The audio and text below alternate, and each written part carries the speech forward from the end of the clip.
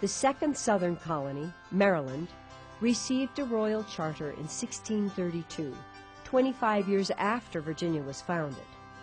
Maryland was the first of what were called the proprietary colonies.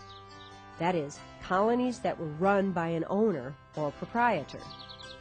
The first proprietor of Maryland was a wealthy Catholic nobleman named Cecil Calvert, also known by his official title, Lord Baltimore. Proprietors such as Calvert were the men to whom kings granted colonial charters. Colonial charters normally required the proprietors to abide by basic English laws, but they were given the right to use the colony's land and to defend and administer the colony as they saw fit. Calvert wanted the colony of Maryland to be a place in which large estates would be owned by Catholic noblemen, who would then profitably rent out the land to others.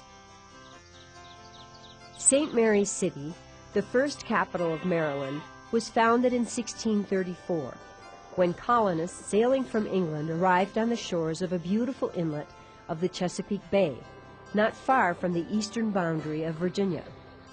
On board the ships were 2 Catholic priests and the families of 17 Catholic gentlemen. In addition, there were about 200 other people who were mostly members of the Church of England. In the beginning, some colonists moved into houses in which Native Americans had lived.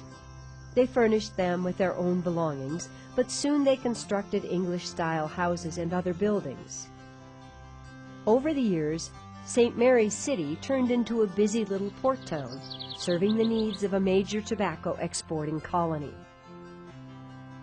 As the headquarters for Maryland's colonial government, it was the only place for colonists to come if they had dealings with the court. And to accommodate such travelers, St. Mary's City had a well-equipped ordinary or public inn.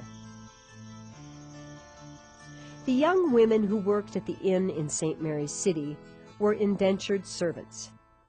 Indentured servants were people who had signed a contract or indenture in which they agreed to work in the colony without pay, usually for around 6 years, in exchange for free transportation to America. Indentured servants were common in all the colonies. Usually, they were people who had decided to leave England because of poverty. Although indentured servants provided a lot of cheap labor in Maryland and the other colonies, they were legally free to go as they pleased once their contracts had been fulfilled. In fact, most of them stayed on to start their own farms and to raise families. In contrast, the colony's legal system bound the slaves who did most of the work on the plantations to a lifetime of forced labor. Religious struggles erupted in Maryland not long after it was founded. They occurred mainly because Catholics controlled its government, yet they made up only a small fraction of its population. This caused resentment among many colonists. When Puritans, who strongly disliked Catholics, flooded into Maryland, violence broke out. To soothe his colonists, Lord Baltimore replaced the Catholic governor with a Protestant one.